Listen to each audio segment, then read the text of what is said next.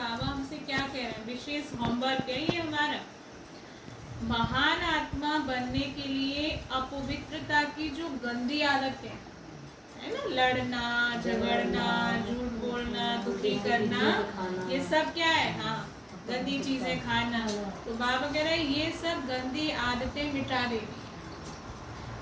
यह सब अपवित्र कर्तव्य है जो तुम्हें नहीं करने, अपने आप को राज तिलक देने का अधिकारी बनाना है। दूसरा पॉइंट है, बुद्धि को सब गोरख धनों से, देहधारियों से निकाल खुशबूदार फूल बनना है। समझ में आ रहा है ना क्या कह रहा है बाबा? बुद्धि से, गोरख धनों से, देहधारियों से, सबसे निकालो और बाबा की याद में अपने आप को क्या बनाओ, खुशबूदार। गुप्त कमाई जमा करने के लिए चलते फिरते अशरीरी रहने का अभ्यास करो। वरदान है, अपने शुभ चिंतन की शक्ति से आत्माओं को चिंता मुक्त बनाने वाले, क्या करना है, अपने शुभ चिंतन की शक्ति से आत्माओं को चिंता मुक्त बनाने वाली शुभ चिंतक मणि भव। आज के विश्व में सब आत्माएं चिंतामणि है ना, सबको चिंता सताती रहती है, किसी को किसी चीज की, किसी को किसी चीज की। बाबा कह रहे हैं उन चिंता मणियों को आप शुभ चिंतक मणियां अपने शुभ चिंतन की शक्ति द्वारा परिवर्तन कर सकते हो।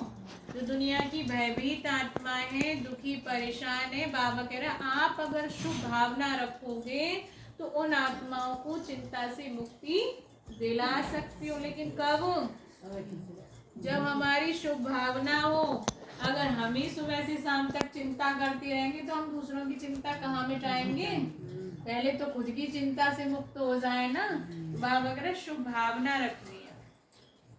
जैसे सूर्य की किरणें दूर दूर तक अंधकार को मिटाती हैं, ऐसे आप शुभ चिंतक मणियों की शुभ संकल्प रूपी चमक व किरणें विश्व में चारों ओर फैल रही हैं। इसलिए समझते हैं कि कोई लाइट गुप्त रूप में अपना कार्य कर रही है। स्लोगन है, बाप दादा के डायरेक्शन को क्लियर कैच करने के लिए बाबा हमें क्या कहना चाह रहे हैं, बाबा हमसे क्या कराना चाह रहे हैं। बाबा तो सबको कैच कराता है ना, बाबा डायरेक्शन देता है, लेकिन बाबा के डायरेक्शन को कौन कैच कर पाएगा? जिनकी बुद्धि की लाइन क्लियर होगी।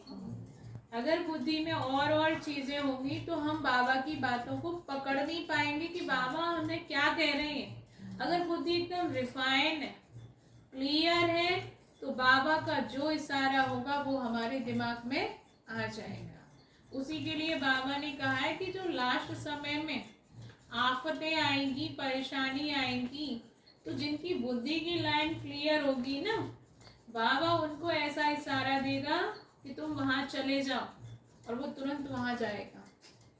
और जिनकी बुद्धि लाइन क्लियर नहीं होगी तो वो क्या करेंगे? वो समझेंगे नहीं भगवान क्या इशारा दे रहा, वहीं भटकते रहेंगे। ऐसी बहुत से हादसे हुए हैं जगह जगह जहाँ ब्रह्मा कुमारी सेंटर हैं। तो ऐसे अचानक कभी भी कहीं मान लो गैस लीक हुई है, कहीं तूफान आए हैं, कहीं बाढ़ आई है, कभी एक बार सुनामी आई थी। तो सबने अपने अपने अनुभव शेयर किए थे ज्ञानामृत के द्वारा कि कैसे अचानक बैठे और बैठे बैठे व्यक्ति को लग रहा है। एक माता थी, उसने बताया कि एकदम से मुझे यहाँ आवाज ऐसी आ रही थी, तो यहाँ से भाग, यहाँ से भाग। जबकि वहाँ का माहौल बहुत अच्छा था, सब कुछ अच्छा था, लेकिन अंदर से लग रहा था कि यहाँ से चलो। बाबा प्रेरणा बाबा दे रहा था यहाँ से चल, और कह रही थी कि जो जरूरी थोड़ा बहुत राशन मैंने इकट्ठा किया और मैं वहां से निकल आई। बहुत दूर चलते जब बहुत दूर वो पहुंच गई तो वहां जाकर उसने देखा कि एक दुकान थी, चाय वाय की दुकान थी शायद। तो चाय की दुकान थी, वहां पे बहुत सारी भीड़ इकट्ठी थी, और भीड़ इकट्ठी थी, न्यूज चल रही थी वहां पे। उसने जाके देखा भाई किसकी भीड़ लगी हुई है। तो जब न्यूज में जाकर उसने देखा तो वो न्यूज उसके शहर की चल रही थी, जहां पर बहुत तेज तूफान आया था। सब कुछ उथल पुथल हो गए थे, घर मकान गिर गए थे।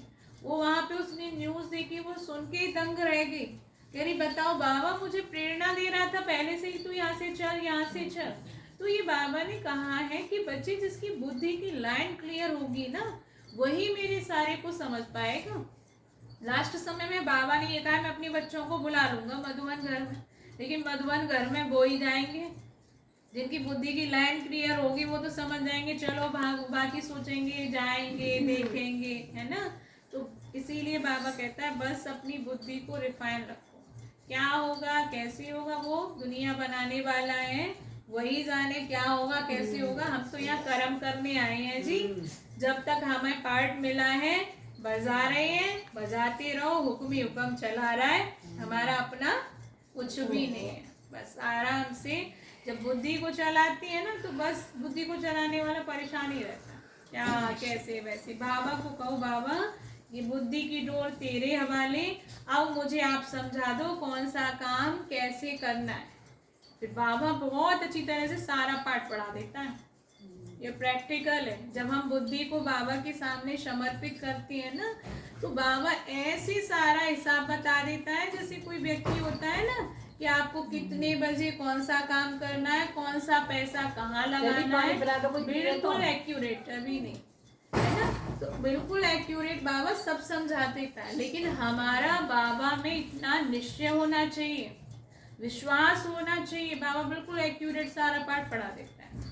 आप सोचो हमारे यज्ञ में कितनी बहनें शुरू में ऐसी आई थी जो पहले टाइम पे तो पढ़े लिखे भी नहीं होते थे ना लोग। पहले के टाइम पे जो हमारी दादियाँ थी वो ज़्यादा पढ़ी नहीं थी, पहले के टाइम पे और भी दीदियाँ आई वो भी। तो बच्चों को बाबा ने पढ़ाया भी है। भगवान क्या नहीं कर सकता, योग में ही इतना पढ़ा दिया है कि बाबा उनसे कहता था बच्ची अमृत वेले बैठो तो पेंडारी लेकर बैठना। और अमृत वेले में ही बाबा ने इतना पढ़ा दिया कि उन्हीं दीदियों ने विदेशों में जाकर के सेवा की है।